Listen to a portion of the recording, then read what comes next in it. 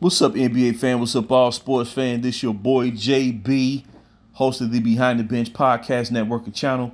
Giving a shout out to the rest of the crew: Shad, Kelvin, Jermaine, KB Film Room, Big Dog Talk Sports. That's right, that's right.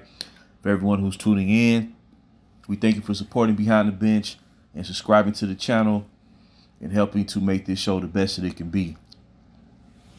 I wanted to further elaborate on the video I did the other day, and when I played it back, I didn't realize that for some reason the video stopped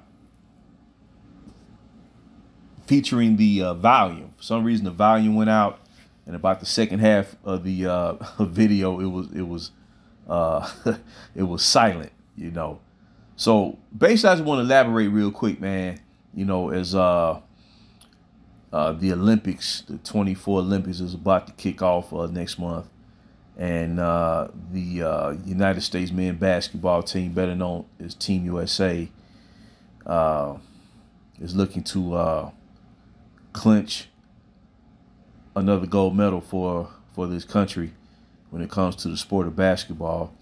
And like I said, one thing I don't believe in is comparing errors and tearing down the past. I never thought, coming up, after witnessing it and getting to enjoy the great commentary about the NBA,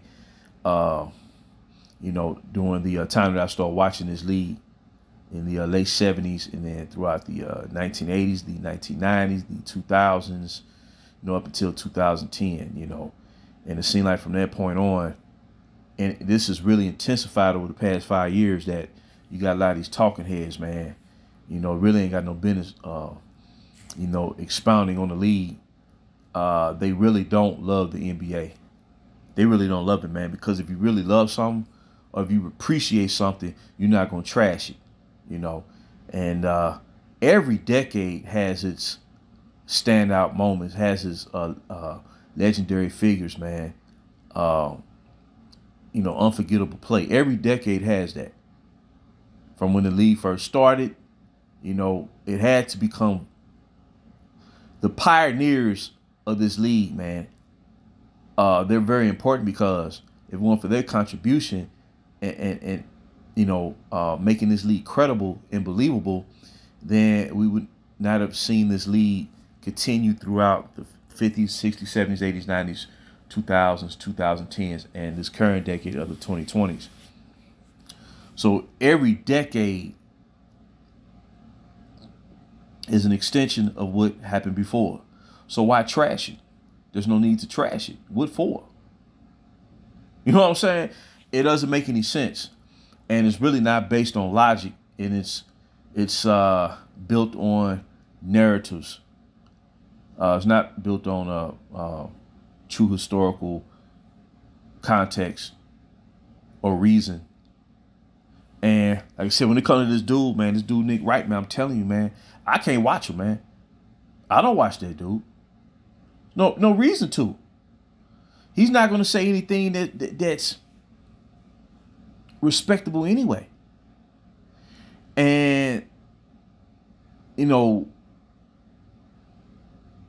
he is very good at formulating. It's very easy for us today. We can find any bit of information that we want when it comes to statistics and, who did what in the past, averages. It's right at our fingertips. All we have to do is type it in, type in the name, type in the team, type in the year, and the information, boom, it's right there for you. Well, he's very good at taking that information and distorting it to his liking. Anybody can do that. But there's nothing like watching the event unfold in real time. That leaves an impression in the mind. It leaves an impression. And that's what inspires you to continue watching the league and watching the sport, man.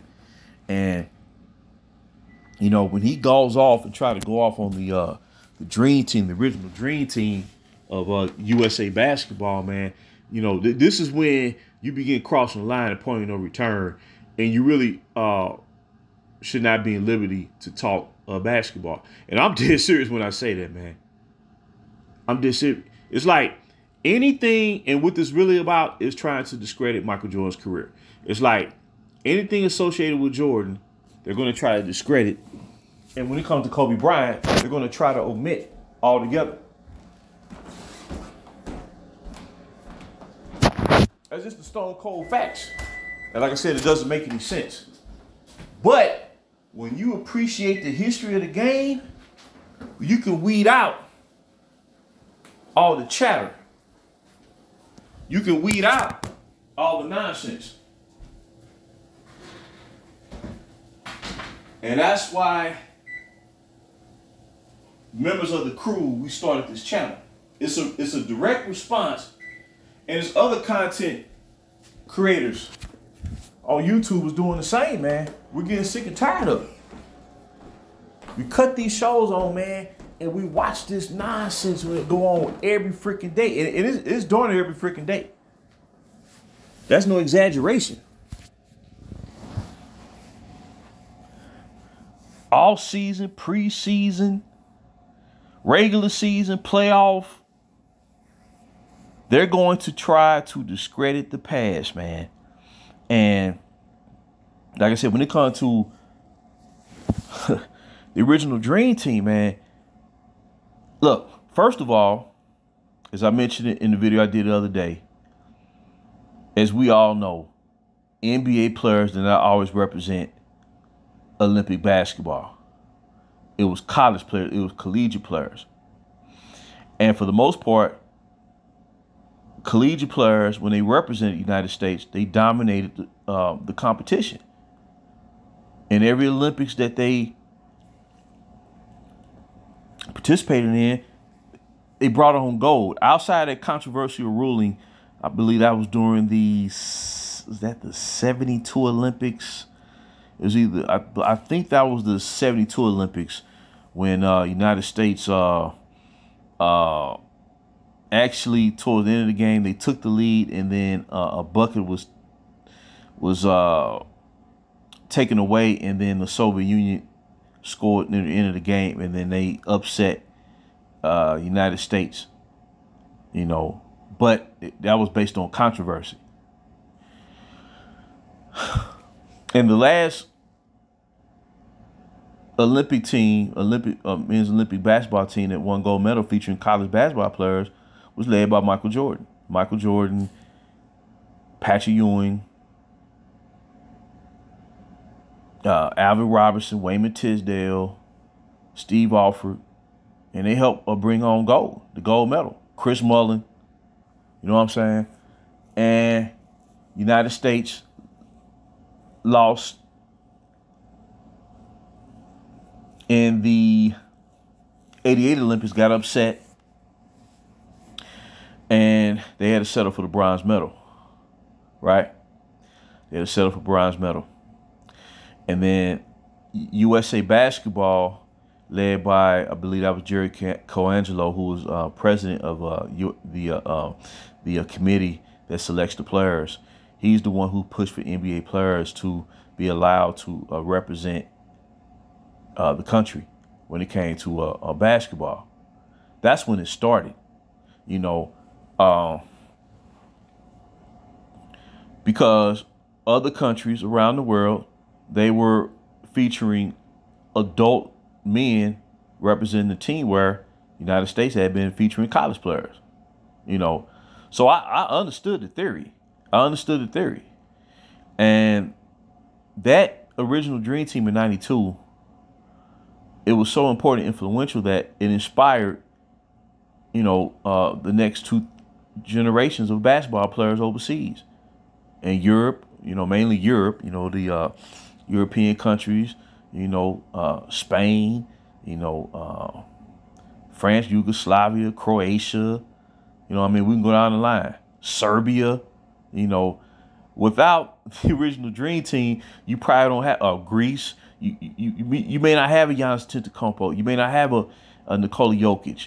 You may not have a Luka Doncic or Dirk Nowitzki. You know what I'm saying? Or what's his name? Julius Marcellonis that played with Golden State back in the 90s. He was an exceptional player. He was kind of like the Manu Ginobili of his time. You know, hell of a player. Hell of a player. You may not have a Drazen Petrovic, you know what I'm saying, without that original Dream Team.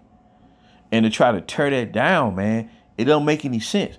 And what behooves me is this is 2024. And he's going to try to rip a team. Mind you, they won the gold medal by an average of 40 points a game. By 40 points a game, they won a gold medal decisively. He's going to try to rip them and say that their team was on fumes. Because he pointed out Larry Bird. You know, Larry Bird was dealing with the back injuries, and he had retired that season heading into the Olympics. He had retired. But even then, Larry Bird was still averaging 20 points a game, by 9 rebounds, 6 assists. Really, only thing that really dropped off was his scoring average. For the most part. It wasn't like he just crashed. You know what I'm saying? Okay, so Larry Bird and Magic Johnson both retired in 1992, right? Okay. Magic at the start of the 91-92 season, and Bird by the end of the 92 season. Everybody else was in their prime. Jordan was in his apex, athletically, skill-wise. He was in his prime, coming off back-to-back championships. Scottie Pippen was in his prime. The whole front court was in their prime. David Robinson was in it. Patrick Ewing was the starting center. He was in his prime. David Robinson in his prime. Barkley was in his prime. He was still playing for the Philadelphia 76ers, and he had been traded to Phoenix Suns doing it all season. Karl Malone, the mailman, was in his prime. John Stockton was in his prime. Chris Muller was in his prime. Clyde Drexler was in his prime. Christian Laettner was the only college player, right? He was coming off back-to-back national championships at Duke under Coach K, Mike Krzyzewski. That team was in his prime. Magic, technically, it wasn't like he retired prematurely, but it wasn't like he regressed to the point where he couldn't play the game no more. So technically, Magic was probably on the back end of his prime, per se. If it weren't for the back injuries, Bird still would have been Bird for the most part. So that team wasn't old. So, like I said, man, the same way that I rooted for the original Dream Team, I did so for Dream Team 2. There was led by Shaq, Shaquille O'Neal, Joe Dumars was on that team, Kevin Johnson, I believe Reggie Miller, Sean Kemp was on that team, Dominique was on that team, Dominique Wilkins. They had a hell of a squad, Dream Team 2, and then Dream Team 3. They're led by Akeem Olajuwon, Grant Hill, Scottie Pippen, you know, and like Reggie Miller, Penny Hardaway, and then 2000 Olympic team. But after Dream Team 3 in the 96 Olympics in Atlanta, they stopped referring to the Team USA as Dream Team, and they won gold medal in 2000, and it was tight. I mean, they barely won that gold medal, but they won it. And then we lost in 2002 in the World Championships. Then we lost in 2004, the 04 Olympics. Had to settle for the bronze. And then the Redeem team, they are very important in basketball history. The Redeem team did reclaim gold medal. You know what I'm saying? And then they won again in 2012, 2016. And then Kevin Durant, you know, he played his best basketball in that gold medal game back in 2020 when they beat France in the gold medal game, you know. So I root for all of them, man. And the terror, look, it's really silly, man. It's really trivial and it's really juvenile. And what's scary about it, man, is that this youth generation this is all they know. This is all they've been exposed to. So they're going to take this and run away with it and believe this is the truth and believe this is the gospel, man. And they being led astray. That's not what prominent figures of sports talk. That's not, they respected their craft, man. And they maintain the standard. They maintain the standard, man. And like I said, you had great anticipation. You got it. I'm talking about real sports talk. I'm not talking about debate shows. I'm talking about real bona fide sports talk where you had people, man, who had the platform to talk sports, and you knew within 5 minutes of hearing their voice for the first time, you knew what they was talking about. Didn't matter what color either. If they was white or black or Latino. You had some great women who was in position of influence, that knew what they were talking about. Hannah Storm, Andrea Kramer, man. And in the beginning, Jackie McMullen. Then you had sports reporters on ESPN, man. I'm telling you, ESPN was so prominent. That's why they call themselves at one time the leading sports television. They don't refer to themselves as that no more. ESPN do not refer to themselves as the leading sports television. They have these sports shows, man. They've taken a different direction, man. Agendas, narratives, not being factual, trashing history. And this only happens in the NBA. You don't see this in football, NFL. You don't see it in baseball, MLB. You don't see it in hockey, NHL. It's only the NBA because they're trying to discredit Michael Jordan, man. And that's really what this is all about, man. Because Michael Jordan only played on 2 Olympic teams in '84, right after he graduated college, and then in '92. That's really what this is all about, man. I'm telling you, talk. And it's insanity, man. And really, man, when you get down to it, man, this guy right here, man, he poisoned, man. And he really should not be in position to discuss anything pertaining to the National Basketball Association. When I mean anything, I mean anything. Because it's like he's geared up and a flip switched off in his mind where he decided, or maybe he was pushed and prodded to kick out poison and to trash the legends of NBA's past, man. And it makes no sense, man. But see, at one time when these sports shows really on point, you had contribution from people from multiple generations. So you may have a young person coming up, but then you would have someone that had years of experience within the NBA as a player, as a coach, executive, or whatnot. So you got a well-rounded view to where you didn't need no debate shows. No, and don't get me wrong, when the debate shows first started, it was cool, man. But it has regressed and evolved into something that is detrimental, man, and is leading the youth generation astray. And I just wish the youth generation had an opportunity to watch real sports talk, man. I'm telling you, if they was exposed to it for one week, and compared to what they hear now, I'm telling you, man, they're gonna switch sides just like that. They're gonna want more. They're gonna be like, man, this is it right here. And nobody's gonna try to convince them either. But this dude, man, I'm telling you, man, I can't watch him. I don't watch him. I don't even spend time, man. Tell me, toxic. You try to give everybody opportunity. You try to give everybody the benefit of the doubt, man.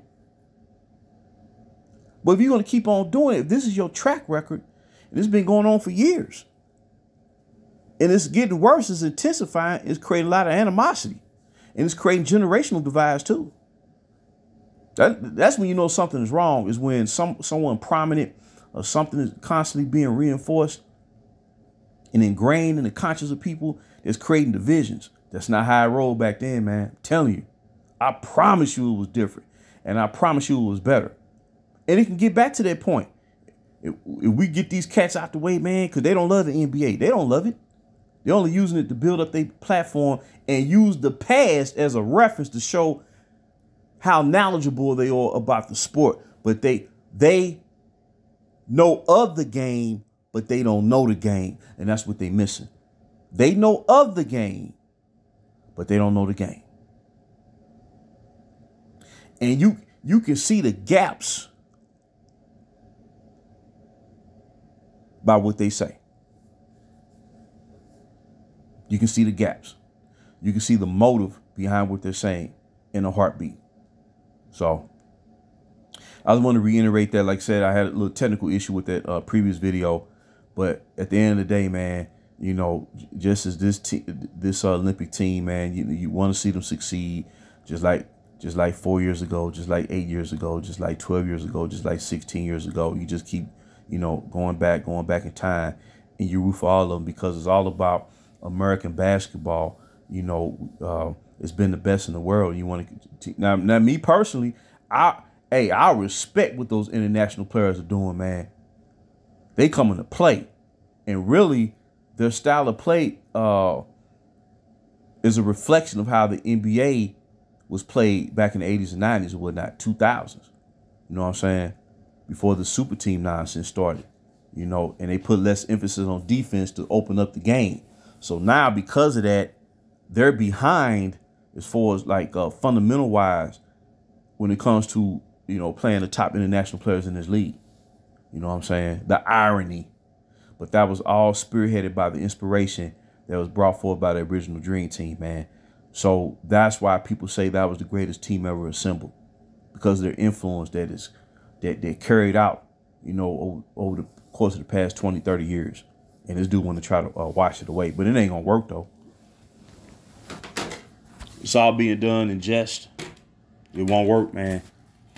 But I don't believe this cat got too much longer, man, because once that guy is no longer associated with the NBA, then a lot of these talking heads, man, they gonna go on their merry way, because, you know, that's when you really gonna find out they don't truly love the game.